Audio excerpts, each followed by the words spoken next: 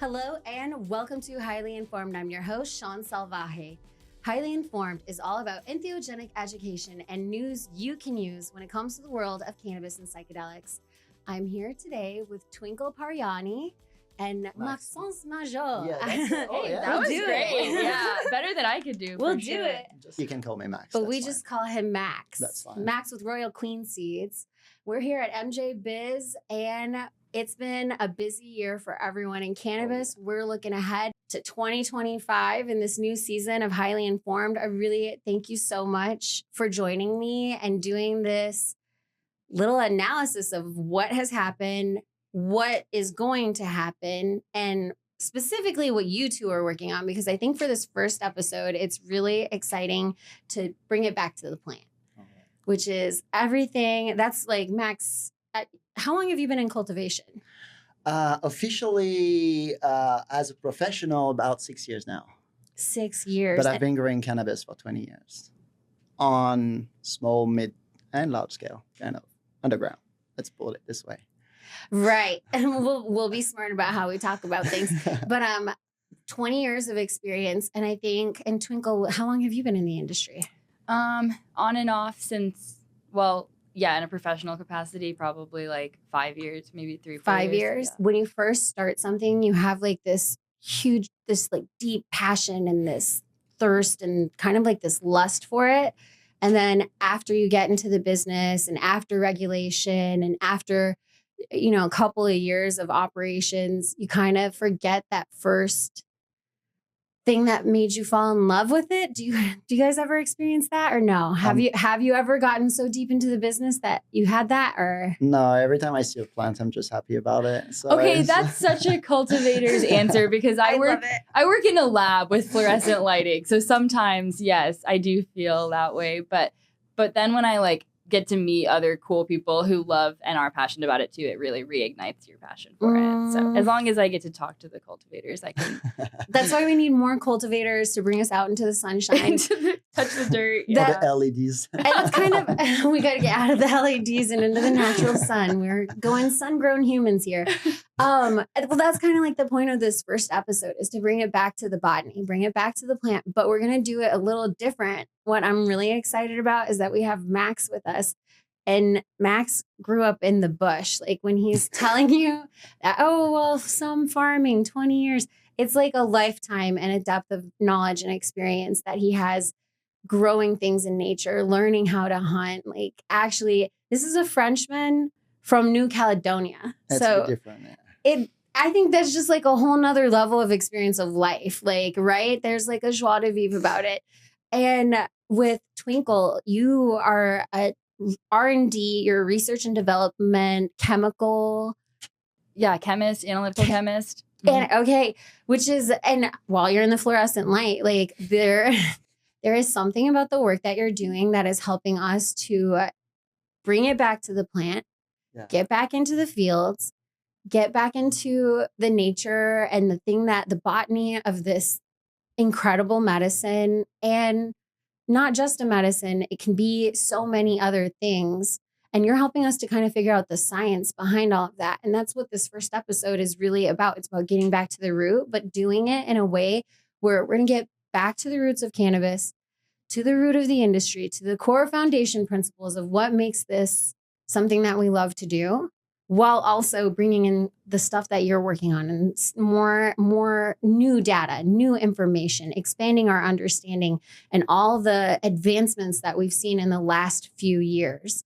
So kind of curious, like you both mentioned working in a non-professional capacity and then in a professional capacity, which is really that non-professional capacity or like a traditional capacity is kind of how we all start out. Even in science, it starts with experimenting. And I mean, was it Albert Hoffman who dosed himself to find out what LSD did?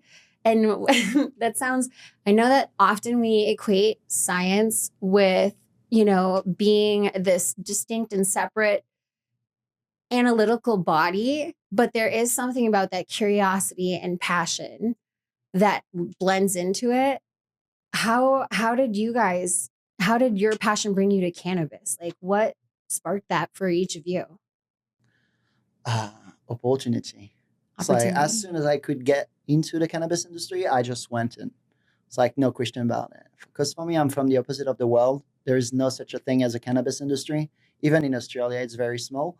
And when I stepped in Europe, I discovered that there was a cannabis industry. And that's where I was like, no way. Like these things exist, you know? That was pretty much it. It's like the opportunity. It's there, just grab it. Whatever the size of it, that was it. You know, for me, it was just like, do it. Whatever it's going to take, try to reach your dream. Work in this industry. So for me, it was really like, since I'm 13, 14, I wanted to work with the plant. Wait, so 13 or 14 years old. Tell me, what was your first experience with the plant in the bush or like? Yeah, in New Caledonia, you had like plants growing everywhere. And even like on the police kind of building in some islands, you had like cannabis plants growing on the side. And at some point, you know, it's like there's many plants, and I went and I touched it and I smelled it, and I, like my eyes, I looked at it and I was like, Mom, smell that, you know, because I love the smell. My mom's loves perfume, and she's like, oh, don't touch it too much, you know. I was like, no, that smells so good. It's something I never really smelled because, you know, I've smelled all the plants and everything. And I was like, and each plant could smell different. And that was when I was like really triggered about it, as the smell of it was just like driving me nuts, because there was so much like differences and colors and aspects and everything. And I love to go in nature, touch everything, smell everything. I love smells.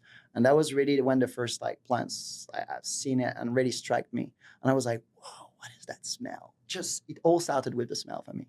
It all Not even started the with the effects, smell. it's just the smell of it. And I remember going around and it's like, Mom, come on, just smell it. And it's like, no, don't do that.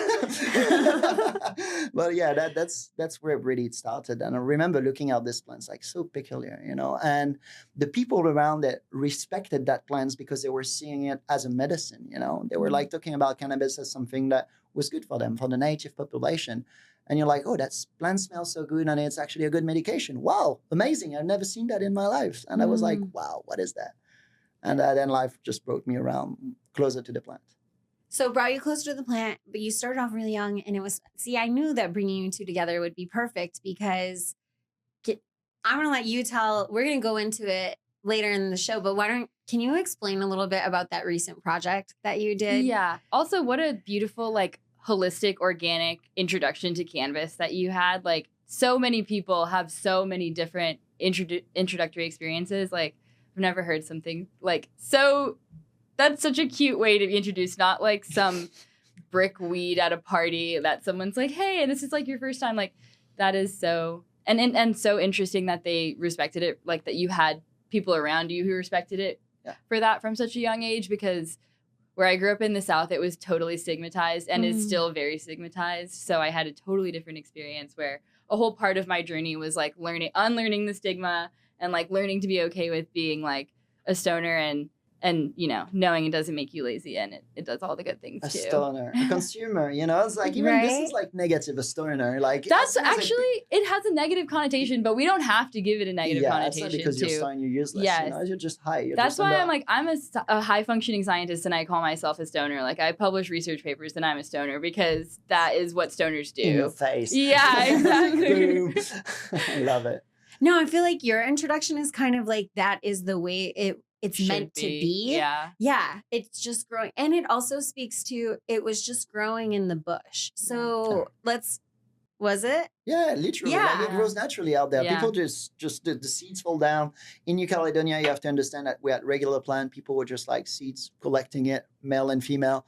And you smoke your joint, you take the seeds, you just throw them away, and that's it. And they start growing in the bush. Oh, yeah. It's like a tropical area with like 65, 70% humidity. So it's not even like too humid. It's just the perfect place for it to grow. Like that plants in New Caledonia, Tahiti, and all the places just grows like amazing. Plus the native people out there, they know the earth. They know like their soil.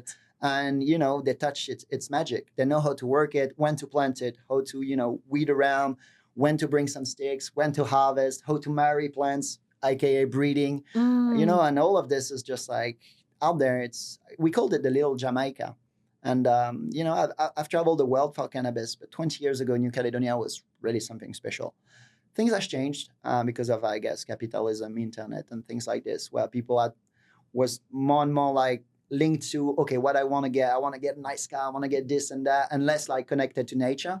So there was a shift where cannabis was more like you could swap and truck cannabis, like exchange. Here's some rice. Give me your plants, That was just very basic stuff. And now it's like, okay, it has a value. You can get rich with 3 plants and you can do this and that. Kind of change the whole vibe. But that's kind of interesting, like even bringing that up, like in the same context of how you were introduced to it and then the way that the native people were using it kind of intuitively and medicinally. And there's one thing that I'm still having like a little bit of a personal struggle with because I love science. I'm a huge nerd. I am not quite qualified to be a scientist though. But I do love to read the papers and talk to my kids about it. And one thing that I feel like science has strayed away from, which I would love to bring it back to, is that root of nature, right? So it's like intuitively, they already knew what was working and what was working for their individual bodies and what to take, what not to, if to smoke or to just consume like the whole nug, which we're finding now has significant benefits, like cancer killing benefits. And that's all without necessarily feeling high, but just consuming the minerals and the vitamins and everything that's in the plant. Bringing it back to science, like science, I always tell my sons this, like in the we think about the Renaissance period being some of the greatest periods of scientific development. And so much of that was to understand what we were already naturally, intuitively understanding. And I feel like somewhere we got really lost. How do you see science playing into the role of like exploring the natural world and the botany of the plant and bringing those things, especially like with the work that you do at Abstrax, bringing elements of the natural plant into, these distillate forms or these other ways of consuming? How do you bring it back to nature? Well, I mean, or like in the beginning, you were talking about people's natural curiosity, and that's what science is. It's just our natural curiosity. And now we just have advanced technology that helps us do that better or in more detail. And so I feel like there's sometimes that conception that like people and science is like straying away from nature, but really science and nature are the same thing to me. And the only reason they've ever been separated is because of capitalism and the need for resources to have money, because research is super expensive. Yeah. It is very expensive and it's very time consuming. And your typical ROI on research is very hard to quantify, which I think is something that in the cannabis industry, we like really struggle to conceptualize because we can't directly say this led to 13% more profit, because we're doing things that are qualitatively improving our products, that are giving people better experiences, that are things that you maybe can't quantify with a dollar, but are, providing for the community in a better way, or helping build relationships and safety standards that don't necessarily translate directly into money, but benefit everybody. And so in my mind, I like to, when I say if I ever call myself a true scientist, what I mean is I don't care about the money. I unfortunately have to care about how my research gets funded and if I am ethically okay with where that came from. But other than that, my goal at the end of the day is not to make more money. My goal at the end of the day is to look at the plant and see what's there and then tell other people what's there, so that other scientists who have different skill sets can take the research I've done and do the research I can't do. And so some of the research that I do now is we're discovering new aroma compounds that are non-terpenes that are responsible for distinct aromatic differences. And so when you smell different cultivars or phenotypes of the same cultivar, which is what my latest research was on, and you can distinctify differences with your nose, basically, I just want to prove that chemically. And so we are doing a very in-depth analysis. We take what the standard lab is doing for terpene analysis on gas chromatography. I'll just make this real brief. No. Actually, don't. Go for Let's it. just do this. Because, I mean, as Max was going, I have love questions for you. smells. Okay. Yeah, and he was like, I love smells. And I was telling my mom, and I'm not going to lie. Maybe it's the ADHD or maybe it's like a brain pattern, because we've both confessed to each other about having ADD and using cannabis to help with it. And I also have, like, I am obsessed with smells. And it might also just be a cannabis, like, cannabis consumers probably drawn to the plant because there's something naturally that we're like, this is great. Yeah. And it hits those sensors in our brain. Yeah. This is why I was excited to put you two together, because I didn't know it at the time. But when Riley Kirk introduced me to you, she said that you were doing something, you had just finished a study and written a paper specifically on aroma. And I was like, oh my God, I got to bring these two together. And that's kind of what this whole thing is about, is like bringing the science back to the plant, bringing the money back to like a way to reframe, because I understand people who want to do things for the right reasons. And I'm all about that good shepherd life. But you're like, it is expensive. This industry is expensive. And there's a new way. I think there's a new way that we can frame capitalism with cannabis and how we industrialize it, which we haven't had a kind of opportunity like that in globally or specifically in the United States since, I would say, the Industrial Revolution, something really big, or the tech revolution. And here we are at the beginning of a new chapter again. So to have both of you here, I feel kind of spoiled. Like, I get to have the best grower, in my opinion. Oh, yeah. And I think so. I mean, but your passion speaks so loudly, and you can tell. And the way that I have not heard anyone complain about what they grew from a Royal Queen seed packet. Like, I've only heard really good, really good stuff.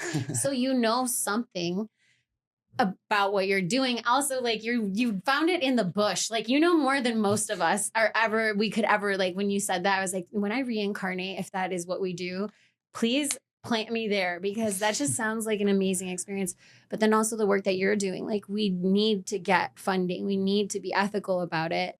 But bringing the two of you together when it came to the smells and passion for the plant, I really wanted to see how that worked out. So tell us about your paper. Tell us about your study. Okay, so we published a study a year ago before this paper that contextualizes some of it. So basically, we looked at 31 different cultivars. We looked at rosin because in our research, rosin is the most true to type extract profile from the flower. So when we looked at BHO and we looked at rosin, we saw that rosin more closely looked like the flower profiles that we were analyzing than BHO did. And of course, these are like tons of variables, but we can only control so many. So we looked at 31 different cultivars. We had people smell them and use checkbox descriptors.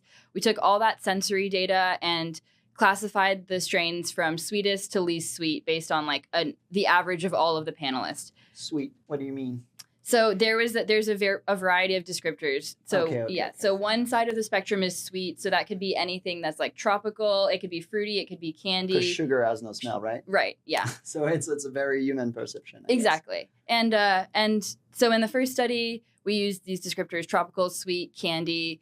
There's specific fruit words, and people can add their own words. So however they perceive it, we wanted to get like as in depth from their perception. And then on the opposite side of the spectrum, we use savory terms like chemical, musky, funky, garlic, onion, naphthalene. Like we also mothballs. Woody is in the center of our spectrum because most cannabis has this underlying prototypical smell that is kind of like if you smell non-exotic hemp, just kind of what terpenes smell like. They're very mild smells. Yeah. Earthy, musky, spicy, floral. These are all words that are probably in the center of the spectrum because they're not either really sweet or really savory, which is what totally a human perception. But the whole way that we developed the spectrum was we looked at the data and we saw that there was this alignment between people either saying it was very sweet, very savory, or somewhere in the middle, kind of average cannabis with traits from either of these sides. And so we were using that to help characterize the aroma. And then once we characterized the aroma, we went and looked at the chemical data and we characterized the chemical data. And so our analysis is a little bit more in depth than a regular testing lab. They're doing regular GCMS. We're doing 2D GC. So we have... Wait, can you break that down because what is the D, what is the G, and what is the C? Yeah. Okay, so GCMS stands for gas chromatography with mass spectrometry. And your testing labs in legal states are using this to test the aroma fraction of your cannabis. And they're going to tell you like the top 10 terpenes in it. Mm-hmm. And the reason that they're giving you a list of terpenes is because terpenes make up upwards of 90% of the aroma fraction of these products. So in concentrates, there is going to be more of this aroma fraction, but so they'll make up more. And in flower, there's less of the aroma fraction, but they still make up the predominant aroma fraction. So if I take cannabis and I squeeze out all of the smelly compounds that are just smells and I take that juice, 90% of that is terpenes. And so that is why when I go to a testing lab, they are telling me about the 90% terpenes. And so you don't get any more information from that. And what Max and I were just talking about is the center of this spectrum, this prototypical smells of cannabis are mostly coming from this 90% terpenes. If I made a base and I mixed up just terpenes, it would just smell like generic hemp cannabis, or what we consider like old school cannabis, like OG there's Kush. Something else going on. Yes, exactly. Oh, yeah. And so we are looking at this 10% of the fraction that is And actually, we're looking at it like it's the 90%. yeah, we can look at it like in more detail. Basically, we like zoom in, like enhance on the image. And so that's what GCMS is. And so we have 2D GC, which means two-dimensional. And so we have another dimension of separation in our system. So if the first system is separating compounds based on differences in chemical structure, now I have basically more fidelity in the way that I'm able to do that. And another cool thing is we have added detectors. So I can identify the compound, I can quantify the compound, and I have a special detector that lets me see sulfur-containing compounds. That's right. And sulfur-containing compounds were, until Abstrax started doing this research, speculated about but never confirmed in cannabis. Like I've heard lots of people say that they thought sulfur-containing compounds were in cannabis, which makes a lot of sense because if you... Where else would we find You sulfur? find them in other plants all the time. So there are, they're in hops, they're in grapefruit, they're in guava, they're in grapes, they're in wine, they're in beer. These are all places that you would encounter these same kinds of sulfur compounds. They're in garlic, they're in onions. I was thinking the garlic and the onions, like the chef side wants to lean into the plant, and where are the other plants that also have Do this you have any quality? dairy products like cheese? Right. Cheese. So he really loves cheese. Yeah. And yeah, we do want to talk about. Yeah. I do want to ask you about that specific cheese, compound. Yeah. So because you did study it, Yes. which is, and that's relatively new. we did. Okay, so we're doing 2D GC, and when we looked at all of these, we found these flavorants, and then we looked at a set of plant siblings, which is what phenotypes are. They're basically just brother and sister plants. Well, they're all sister plants if they're, but you know, they're all just in the family. And so we looked at those because we were like, do these tiny percentages of compounds, do they make a big difference within the family if I'm looking? And they do. Oh, so much. And in that family, we looked at Starburst 36, which is a tropical candy kind of citrus strain. And what we found was these Tropicana sulfur compounds. So we found sweet sulfur compounds. Before we only had identified garlicky and savory sulfur compounds. So now we found some tropical sulfur compounds. Those are the ones that are in guava, grapefruit, like if you smelled tangy cannabis, these Tropicana sulfur compounds are responsible for that. And through these two data sets, the 31 in the first study and the 5 in the subsequent study, we have been able to show through correlations that limonene actually isn't what's responsible for like tropical citrus or intense citrus orange. Yeah, so limonene is a terpene, and it has more mild aromas compared to sulfur compounds in general. And so in some of these tropical phenotypes, people were smelling cheese. And if you work with a lot of cannabis, you know, a lot of tropical strains tend to be cheesy, and like cheesy strains tend to be tropical sometimes. Blueberry types. Could be.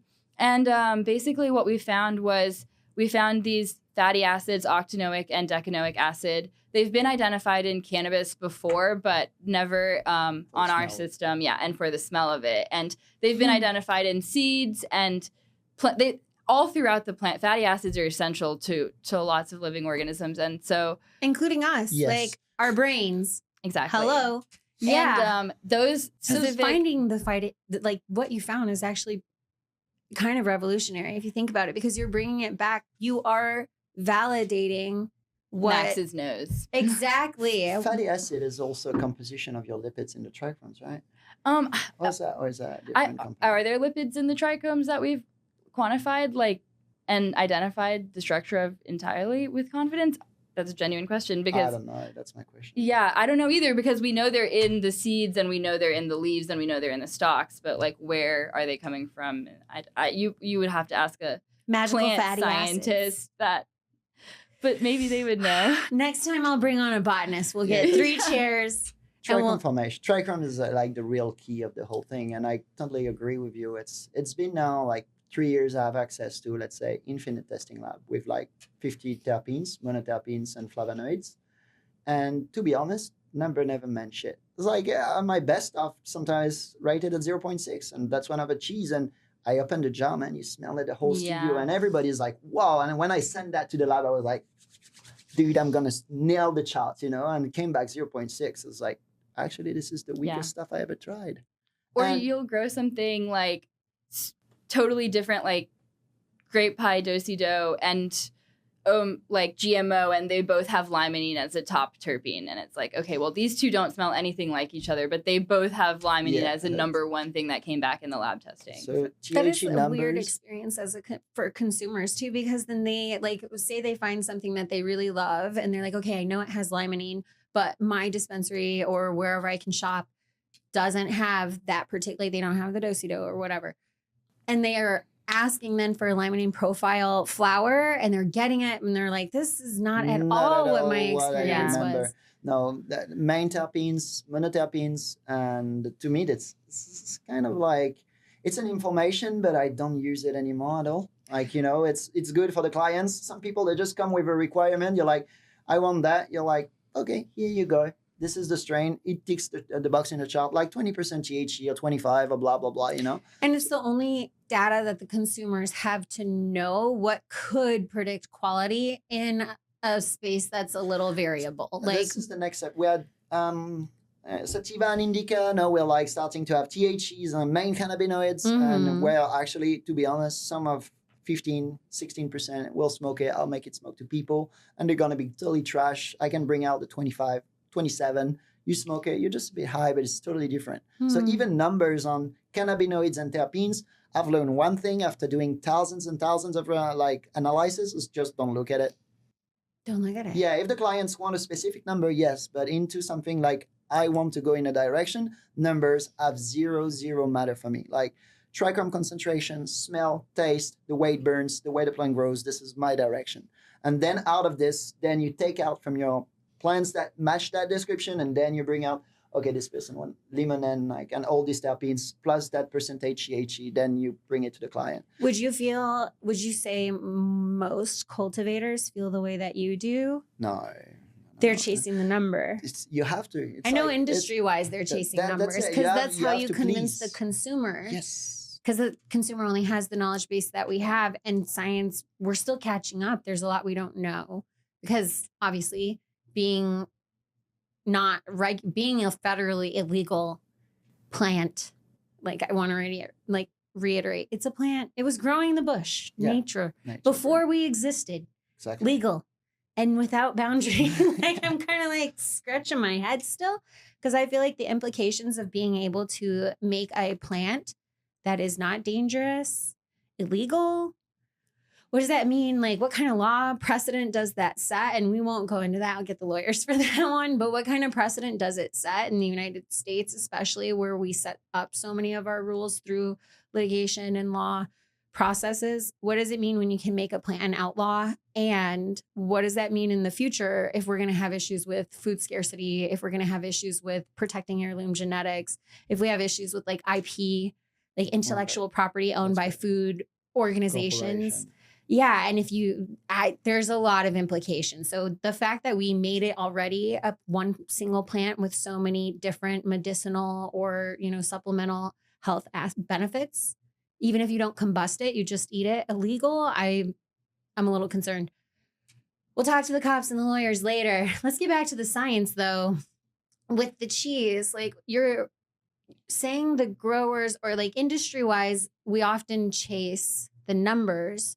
And you're finding intuitively that the numbers are lying to us quite a bit, that there's more going on than the effects. Like, I mean, and every human is different. You know, even like the same flower, you bring it to somebody is going to smell, oh, I smell this. The other one will smell that. So we have that. On the other side, we have ECS, which is the endocannabinoid system.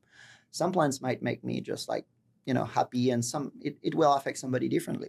So that's also one thing that you have to take in mind. It's not everybody will react the same way to the like cannabinoid and terpene mix.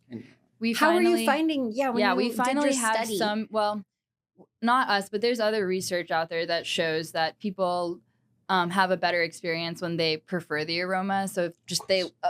It's not new science, but we just have to prove. We have to reinvent the wheel every time in cannabis because we don't have access to those privileges that we get with federal legalization. I mean, if your food smells good, you know, you want it. You're gonna feel pleased with it, you know. And like we have such strong associations with smell and memory, so I think that plays a large part in things too. Like people just like they develop preferences, and what you said about everyone having different ECS systems. I mean, the only thing that I can say for sure is that nobody's gonna feel the same way that I feel. So exactly. The only thing we know for sure is that have a joint. You're gonna be pumped up after, and you see your friends like passing out, and you're like, damn, I'm super happy right now. He's not. So the point of our research too, like we there was a few things you talked about how consumers don't know better, and that's why they're chasing numbers. And it's not their fault. We haven't absolutely. leaned into education enough.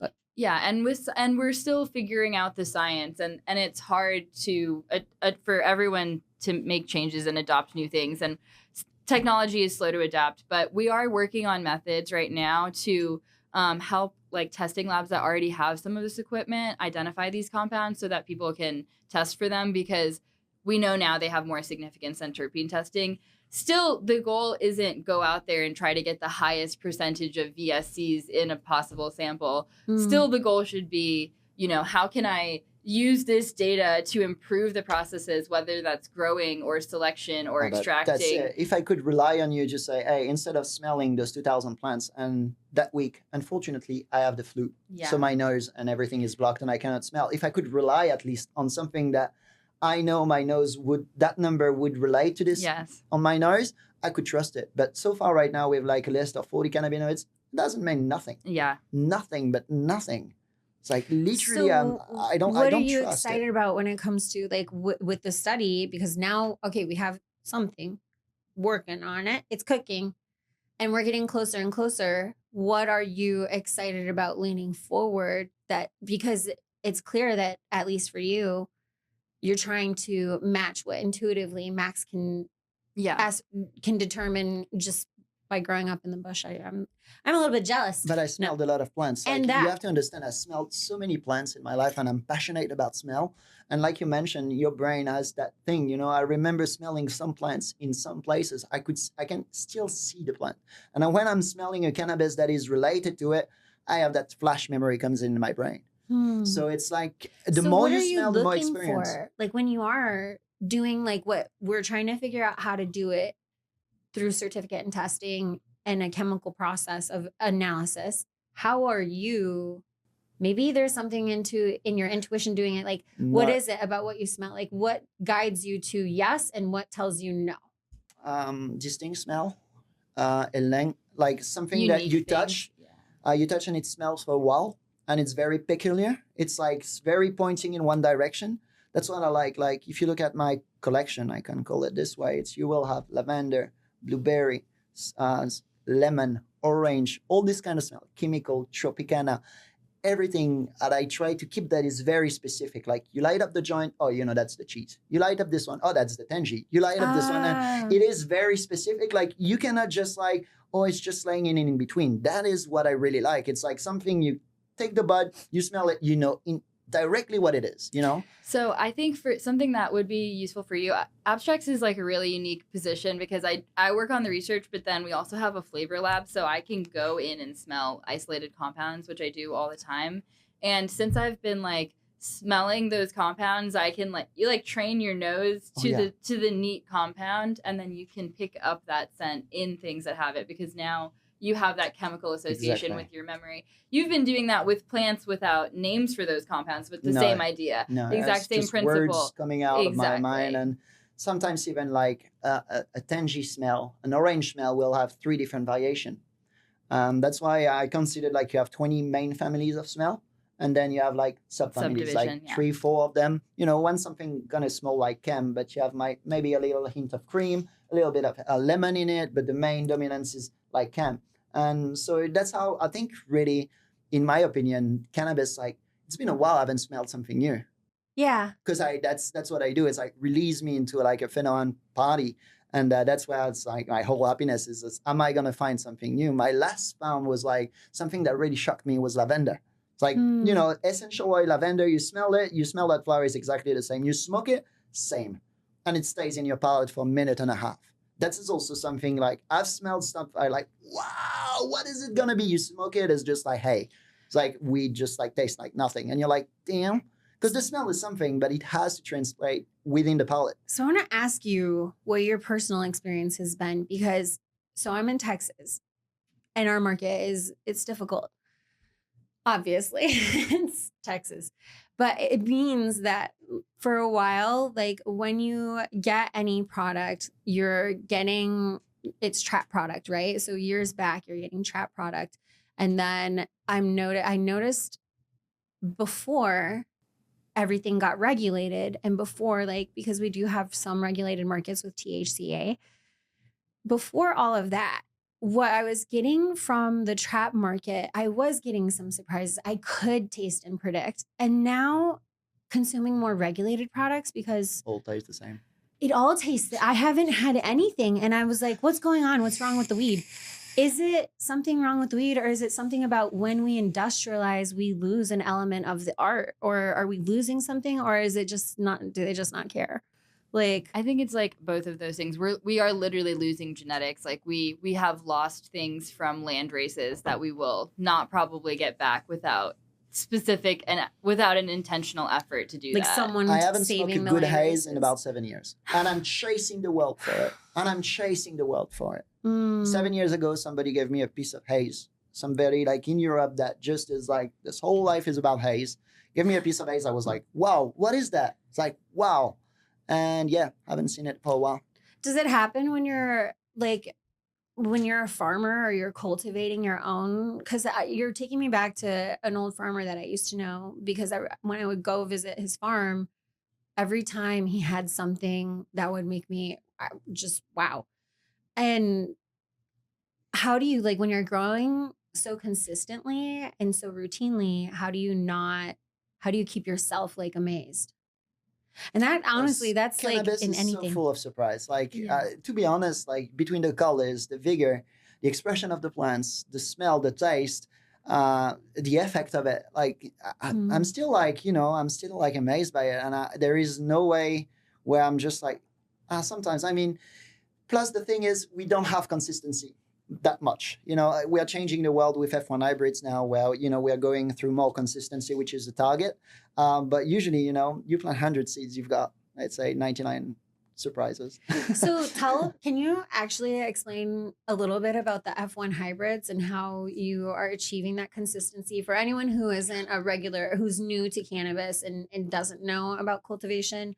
Because I know F1 hybrids have been around now for a little bit, but. And 1 year and a half, we released, like 2 years, we released the first one. And that is the first versions of it. You have to understand that in about 3-4 years from now, things will be even more consistent, more performing. And it's all Max's nose behind it. Thank you. The thing is, really wanted to keep it like every plant you smell smells like 90% the same. And that was one of the focus. And when you're looking out, even like on the analysis, sometimes you've got like 30-40% variation. You smell the plant smells the same. Mm-hmm. And you're like, how? It has 40% different terpenes. One is 1.5, the other one is 2.2. Should be twice as strong. It's like, no, it smells the same. And you want the plants looking the same, growing the same, height being the same morphology, fading at the same time, harvested at the same time. So replacing the clones, because again, we're kind of blaming, things are disappearing. Yes, but hey, I try to keep things for a while. it's just like, if you don't have in vitro access, like technology, it just goes away. You cannot keep your plants in where a place it's illegal. 10 years ago, how do you keep your material, right? Your genetic through seeds. Then you get busted. Then you get, all of the things that just go away. So it's just like a natural process too, that we're gonna have to appreciate some things in the moment. yeah, and Like if you got to experience that haze, like a 76 haze, that could also be a game changer if you think about it. Like wine. But nobody wants it. It's 13%. You're gonna bring that to the market, and you're gonna say, "Look at my haze." It's 13%. So we have to say there's got to be a market for the big consumer mass consumption. We do have to address that. It's got to be available to the public, but then there's got to be another space where it's gonna be like wine. It's when the alcohol level doesn't matter anymore, and people just are here for the taste and the experience. We're gonna come down to just reasonable numbers. But right now, like the haze, it's going to take you to flower 150 days. It's going to be 13% THC. It's going to be tough to grow. And then you need to sell it 30% more than the hybrid that the other farm grows, and nobody wants it because it's 13%. So therefore, you have spent 5 years looking for that haze, breeding it, making it consistent, great, doesn't degenerate, doesn't give you hermaphroditism. It's locked in, and then you bring it to market, and every retail shop is like, no. And everybody can smell it and say, "Whoa, this is amazing!" And show me a COA. No, I cannot. That is like the heartbreak. As you were saying it, I was thinking of the COAs and like everything that came out recently about the fake ones, which I think everybody, if you knew, I think everybody knew. Come on, 40% THC. Yeah, the flower breaking is green. news. I was like, I don't know if that's breaking. It makes you, the heartbreak though, is that if we could, and it also makes it like the regulators are the ones who set these THC limits, and that prevents us from fully developing products or the plant or understanding it. And we're learning that THC percentage isn't necessarily the most influential aspect, that we've got the terps and we've got flavorants and we've got, effects, there's multiple things at play. Now it makes me even sadder, although the people who would probably buy fake COAs aren't really investing in the research and development of the plant. They're chasing the dollar. Well, you said it's you said it's like a natural product of cultivation, but it's a natural product of human intervention because the plant wasn't doing that before we got involved. I just want to be clear. And like, it's, So do you think if it wasn't for human intervention, we still would have some of those? We are the number one ruiners of biodiversity of everything. So I think definitely. But do you want to eat a banana that is like 90% of seeds? Do you want to eat a tomato that is actually poisonous for you? No. So yeah, you're pretty happy with that new food. Yeah. There is a thin line where there is we need to have a mix of both, because if we're going to do it at scale, it does have to be predictable. But if we had the capacity, maybe when the haze was around originally, to be able to keep those seeds in a safe, legal way, or just Sure. preserve the genetics at the time, we could have been doing that, but it wasn't ever possible before. No, and that's been like only 5 years, now that you can actually start breeding professionally, getting founded, having a location, getting your license and everything, and now you can really start breeding. Before, back in the days, it's like, except maybe, Sam the Skunk Man that had founding by the DEA, by the, many like Jazz Pharma and all of those things. He was one of the first one that created the skunk number one. And this is actually like the first time from the 80s where everything was so fluffy, full of seeds. They understood already the Sinsemilla, so no seeds anymore, but still really fluffy. And then you come out with a Nug style hybrid growing in 90 days and like super danky, and that is like reproduced. And how this came in on the road? Like somebody got actual resources. And now like look at Royal Queen Seed. What we've done is, since everything is legal now, we are investing heavily into breeding programs, stopping the old traditional way and getting like all our genetic material into in vitro and everything. But 10 years ago, you were not a pioneer. You were just like somebody doing something illegally. And maybe you were a pioneer, but you were always a pioneer. But the thing is, it's illegal, So to get the investments, and you can lose your work the next day just because police comes and raids you. Even if you're not a drug dealer, you're just passionate about the plants. You want to bring that. No, if you're not protected governmentally, you're just gone. So that's why, we just went into this direction where plus THC was one of the first cannabinoid we could detect easily. So it was like we had like testing in liquids, liquid chromatography, like, some testing with liquids on a paper where you can actually start seeing your THC, because Like 7 years ago, what lab would accept your flower that you grew in your garage to be tested? Right. Which lab? Which lab? Let me know, because you would just have the raided by the police 10 years ago as well. So you needed to have like a specific government license to allow you to go to these labs. Now everybody has just LP and GC, you know, liquid chromatography, LC and GC, and everybody does it. But 10 years ago, no. We're building it. We're building it as we grow. Well, then with that, we're getting close to the top of our hour. I'm kind of curious. That's like, so quick already. I know, it was a beautiful like place where we went though. Like, I love it. You've really brought up some important points, and I'm kind of curious, like with RQS's background and foundation being pioneering, which is what it truly is. It's really fascinating to hear about the investment in the future. And you're mentioning like you mentioned something about what RQS is really focused on now. Can you share like what is RQS focused on now, and why, and what for you personally, what excites you the most about the future projects and where we're going for the industry?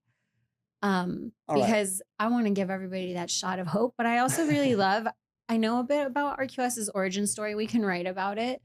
But that their roots are so deep, yet they are so still invested in protecting the plant and the seed. Like, that is a very rare quality to have. It's one of the things that I really love about Royal Queen Seeds. They had a vision. The owner had a vision saying the world is seeds. You know, when you look at the vegetable industry, you see that tomatoes, they don't come from clones, right?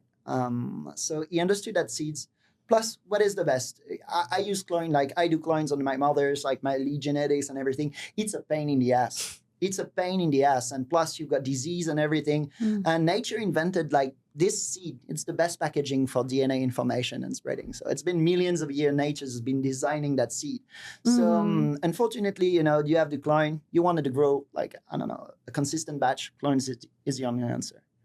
Do you think tomatoes industry is the same? No, it's out with seeds. So the idea that thinking that seeds might be able to replace, let's say 90% of the clone market, at first I was like, yeah, sure, sure. Because when some people came to me with this vision, I was like, yeah, just show me, you know, because I've been on there. I've been like shaking pollen for a bit. I was like, that's not going to happen. You need a lot of investments. You need to get like, you know, your very specific genetic background to start your starting material, literally. And, but, you know, I've been proven that I was wrong, that actually seeds could perform very consistently, can actually bring something that is like, is that the same plant that the other one? Is like, I actually, that year I started mixing like different plants in the same jar. You know why? Because I couldn't tell the difference between the two.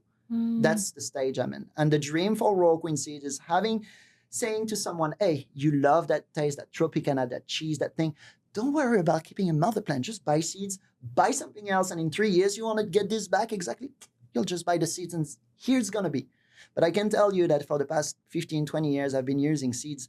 Sometimes you find a gem, you know, in the seeds, and you buy another 1,000 seeds of the same batch and you don't find it. And you're so frustrated. And then you lose that mother and it's gone and you're crying and there is no way to have it back. Now I'm started to make some seeds, but even just by shaking pollen, you've got one chance out of XY because it's just like open pollination. So the vision is like telling to people, look, we're going to be able to lock in your experience in a seed and you can count on us to whenever you want to come back to it, you just come back to us. And we're going to give you, and that's going to take time. Right now, like I said, we've got the morphology right, we've got pretty much, but now we really need to go down the path of like the experience. Like you had that joint, you smoked that, it created you like this experience.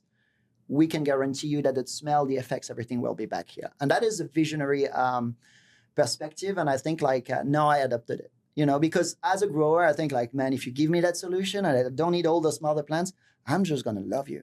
And so that is the goal. And but I still have my mothers in my place because at some point, you know, it's... we have to protect the mothers. Yes. And we're not there yet. We're there in consistency. We can provide like 90% consistency, but we want the like 99. You know, the thing you're going to buy 5 seeds, 4 of those plants will be exactly what you smoked 5 years ago or what you grew 5 years ago. And in tomatoes, this has been there for 20 years. But in cannabis, it's just like, that's an idea. I love that that's the direction because, and you shared it from a cultivator's perspective, because from a patient advocate or consumer perspective, and this is why home grow is so important. And we didn't get to it in this podcast episode, but I know that RQS has a study on home grow patterns and trends in America. All of that we're doing. Like, we are a homegrown company. We want people to grow their own. Yes. You go on our website, it's like how to grow your cannabis plant, not how to walk into a dispensary. It's like how to grow your own, you know, and be connected with it, because then if you guys can deliver on that vision as a patient, like I'm a veteran using it for PTSD, if I could grow a plant that I know what it is, I know it's consistent, I know I can get the seeds and I can cultivate it. And if I want to smoke it, I can smoke it. Or if I want to eat the whole plant because I need that, not just for PTSD, but I have autoimmune issues too. And if I can treat the inflammation in my body by one daily nug, you know, and get my vitamins, like I'm vitamin D deficient, but I know that doesn't cannabis have like a bunch of that? I'm pretty sure it has vitamin D. I'll double check.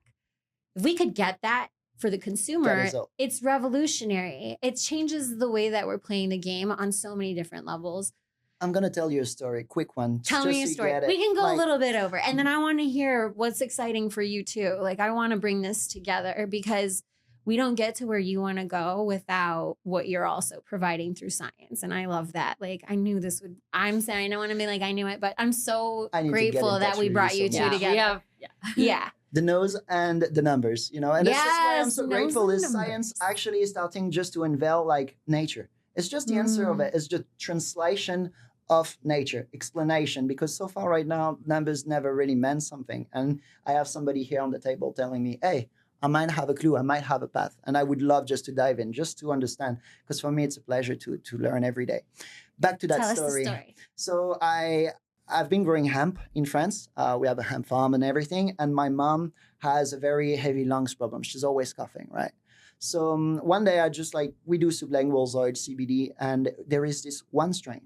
This is very one strain that it solves my mom issue on the lungs. She stops coughing directly with one strain. On the papers, everything is pretty much equivalent, but it's only one strain that does it.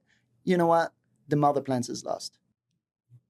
So I don't have the plant again that really helped my mom. So she has a limited amount of extraction on it and oils that she will consume. And I know that I've tried many things. I'm sending her different stuff and it's not working. So even for me, it's like a recreational point of view, but I don't know, that's not recreational. You know, that's all my mom. And I could guarantee, if at some point I could just make sure, I can buy that seed again to help my mom, that would be fantastic. But right now, I don't even know where to look for, you know? Mm. And that is what is really sad about having, now there is in vitro coming in the game, but that's also YF when I breed and consistent seeds. It's you can ensure that you will find that plant that helped you again and again and again and again. You know, it's not going to disappear like everything's already disappeared. And that's where I think I really appreciate Royal Queen Seed vision is we want to provide consistency to people because let's be honest, all of the seed banks for so long, everybody got phenotypes. And it's the beauty of it. I'm so happy because, it helps somebody with a good nose to become special, to get in an industry with that plant. I found that, it helps you sometimes. One plant can help you just to go through the industry. You can have the old passion and everything, but sometimes you got the luck of finding that one plant that everybody will be amazed on. And that can be just, a jump in the industry and a fast forward. So that's why, I think phenotyping is beautiful, but when we will be able to lock it in, it will solve so many issues. And plus the logistics of it on the seed. I popped seeds like that were 12 years old, 3 weeks ago, 20% success rate, but still, So yeah, it's when we're going to be able to really lock this down, I think life will be easier. But I'm really excited, I get to know you because I really want to understand that. And if you can just bring beginning of clues about where to go and smell and taste, I would be so amazed. And do you study the smokability science? How does it burn and how does the taste translate on the smell? Because but we have the scientists. Yeah. Actually, we have Riley and Miyabi. They're doing so cool. this. I know the science of smokability. Yes. I follow up that. Hey, we're gonna introduce you, Max. We'll get you all together. No worries, but that is really that is the next gap. It's because I was mentioning, I smell some stuff. I'm okay, this is a winner, 100% a winner. And then you smoke it, and it's nothing, and you're where is that super sexy peach taste that I had it? And sometimes it retranslates and sometimes it doesn't. So there is, once you got the smell, this is where the rosin sometimes plays a different game. It's, with rosin, you can have a flower that actually tastes bad, but the rosin will taste better than the flower. But that's also the lipids in it. Like, I'm super interested in trichromes. Like, everything when I'm watching a plant is just straight microscope trichromes, and I'm looking at the trichromes, because in the end, we're farming trichromes. Cannabis is just the holder of the trichromes. It produces the trichromes. But yeah, the whole, because I love ash. You talk about rosin. Rosin is the best. I would tend to. I never said best. No, but you said would be relating. But yes. Live resin, BHO extraction with live plants, in my opinion, rosin, you have to apply some heat at some point. Yeah, well, it just totally depends on the extraction problem. Yeah. And you said there is a million parameters, and I'm happy you said it, because I've got these big debates on people. I'm a big fan. I do ash, I do extraction, water extraction, carbon extraction. I do everything. And I think, rosin is a beautiful thing in terms of, okay, we don't use gas. It's very natural. It's really mechanical. But in terms of production and, the output you get, it's pretty waste of money, if you ask me, But it's labor intensive. Yeah, it doesn't make sense to do it on a large scale. On a scientific point of view. I love that we're ending with the debate. Oh, yeah. We're going to ask the audience, is it flour? Is it rosin? Which one? Do you like live BHO? Because at the end, it's just like taking these trichromes, removing all the plant material, and keeping what was in the trichome as much as original as you could. Yeah. Right? I have to shout out to Murphy Murray. I don't know if you guys know her. No. She's an amazing extraction scientist. Just absolutely phenomenal chromatographist. I think she's working with Life Sciences right now, okay. I think. But she said it best yesterday. She said, when you're making concentrates, the less you touch it, the better. So if you are doing BHO and you don't need to post-process that much, you're doing a great job then. But if you're doing a lot of post-processing, the more you touch it, the more heat, we intervene. Yeah, the more heat, air exposure, light exposure, everything. People putting their grubby hands in it. Changing jars, and all of this. She mentioned that. She mentioned how many times you need to change the jar. Yeah, all of this. So that's why too. And I mean, that's the only reason that, our data represents that, I think, with rosin, because I'm sure there is someone out there whose BHO looks like rosin data to us. It's supposed to be the same when you're looking out on the scientific point of view on the biochemistry. Is like you're literally melting the membrane and taking pretty much every lipids with cannabinoids and terpenes. You leave it below 35 Celsius. Yeah. So I don't know. So there is almost no heat on it. On your recovery process, if it's well done, you can have as the best rosin. And I'm fan of both. Literally, I'll dab rosin, live flowers. I'm going to squish a flower just to get it. I'm going to make some ash, because ash has also the ashashin development as well. Is a taste that is, you feel in your throat, that is, like in the US, I ask, hey, do you have ash? And they're like, yeah, here's some ash rosin. I was like, ashish? Yeah, here's some ash rosin. I was like, this is rosin. This is not ash. Yeah, Why that's ash kind rosin? of, no. Because we're not that European. To make flowers. Yeah. I want that too. We do want it. We're sorry, it's America. No, that's fine, because, it's manufactured. French kind of brought it very strongly here, and people were amazed. But to us, French is just it's so crafty. For us, that's special. In For France, us, it's special, everyone does isolator and smoke ash, or does just shake a little bit of bag with 90 microns and get sent on the table. I think make it's a little the bowl of difference. Ash. I think it's the same with and I don't want to say this is true of all American food, because there's definitely redefinition of culinary experience, but it's kind of that's American manufacturing commercialism, putting it all in rosin. The Europe, you sit, enjoy a meal, take your time, have a conversation. We had the Moroccan influence in Europe, where cannabis couldn't be grown in Europe, and how do you get all this mass? It was reducing hashish. That was the first idea about how to increase logistics and ROI by capitalism. It's okay, intensify it, block it in a. And blocks. It's a whole full-bodied experience. Oh, yeah. Science. What can we expect in the future? Tell us. Yes. Tell us. Okay. No, you have all the answers. I don't even know this anymore.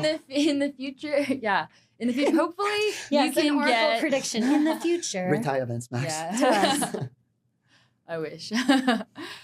We can definitely we're definitely working to get these methods out to testing labs so that they can look for at least specific compounds. And we are also working on metrics that we can translate numbers into more meaningful approaches, or descriptors, and really translate the experience of smell more for consumers and cultivators.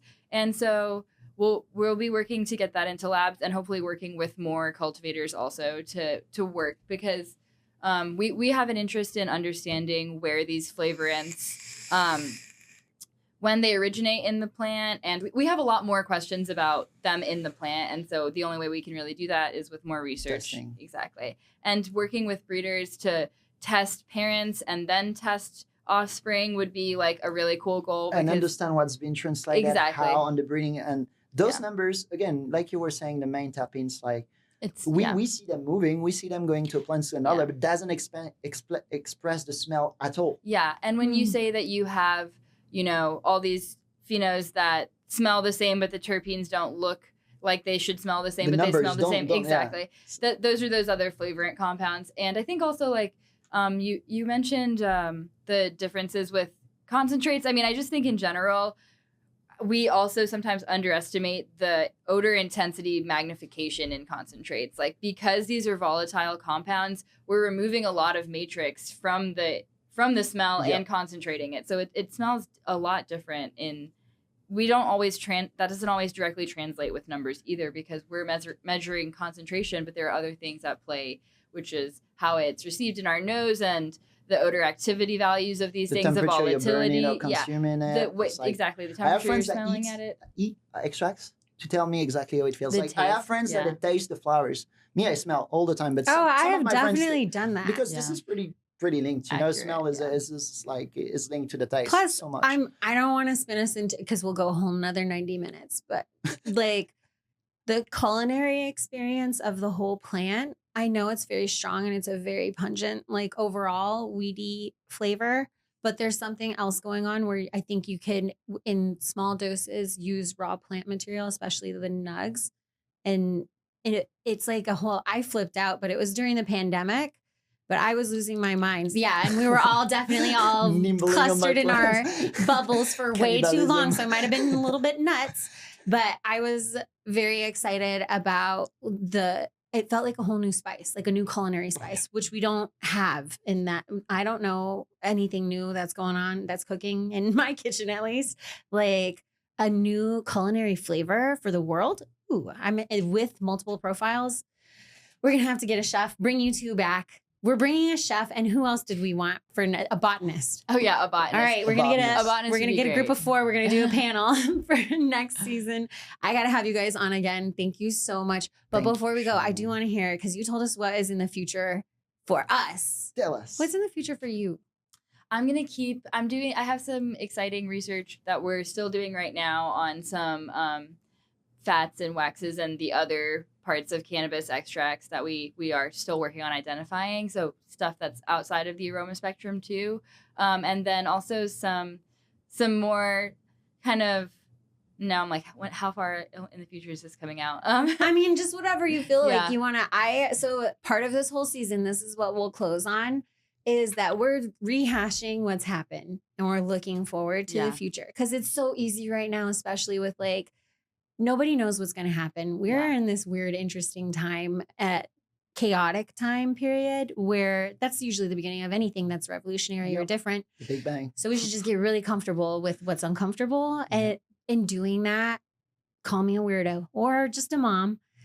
But I want us to like plant the seeds for the future. So I do want to know, like, whatever you want to share. And then Max, same question to you. Like, what seeds are you planting for the future, and what's like really sparking joy or hope for you in the industry as you look forward to 2025? I think that there's just like, honestly, there's so many cool research projects that we're excited to do. Like we are just beginning to open up a whole new can of worms. And so part of the really cool thing about putting out new research and there being other people who are reading it in real time and coming to us with new resources and ideas on how they can use our research to do new things. And so I get approached, especially like at MJ Biz, such a cool time to connect with people with different backgrounds and start new projects. So I'm excited about that. Last year, we planted some seeds and projects that are coming into collaboration this year. So I think that's just like going to keep happening. And that always is exciting for the future. Awesome. Wow. And hopefully in the future, like we'll analyze some of your flower or concentrates, and then That's what I see. Yeah. You ask me what's the future? It's like science. I'm so happy that those kind of people, because I mean, cultivation as like I do cultivation. I also do projects, meaning like setting up the whole farm, training people, getting everything started, genetic material training, SOPs, and boom, you roll on. But to me, having like, I know my bases. Sometimes I work with my guts, you know, and sometimes I know things. But if I can have like the understanding behind my guts, this is what really gonna make me happy, you know. It's finally having the science that explain my feelings, you know, towards the plants, towards my passion, towards the thing that keep me alive every day. I don't need an alarm clock. It's just like, yeah, man, you're doing your dream job. You're doing everything, and I'm meeting cool people. I'm learning every day, and that's literally what I'm excited for. It's when I hear that there is a lot of investment research going on, and it's like I'm going in the right direction, which is for me, it's actually, this is the right direction, you know. It's trying to explain things that isn't really explained. The industry doesn't really care about it right now, but the future cares, you know. What you're doing right now is not going to help anyone right now to say, oh, look, I have this compound or whatever. It's going to take years to educate people, but you're at the beginning, and that's what really excites me. It's like, you know, the whole world is actually, you're getting money, you're getting licenses, it's getting credibility. People, you're saying, I work in cannabis, I do research. They don't think like you're not a narco trafficker, you know. You're just a scientist studying a plant, like another plant that could be around.